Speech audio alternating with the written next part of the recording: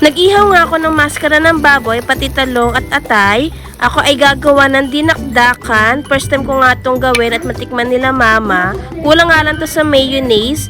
And dumating na yung in-order namin na freezer. Ito po ay hulugan. And dumating na nga si Alang galing work. Chinek niya yung bagong freezer. Ayan, wala pa siyang laman. Puro frozen ang ilalagay namin dito. And pagka alas 3 ng hapon, sinundo namin silang sito sa kanyang school. And naiinis nga siya dyan sa akin kasi sumama ako sa pagsundo. Sumama ko po.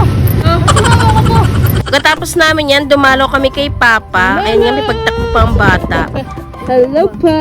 Dito na si Lalans, grade 7. Nagtirik lang kami ng kandila dito. Gusto lang namin ipakita kay Papa na naka-uniform si Lance. And ayan, pagka uwi niya, break time muna daw bago mag-aral.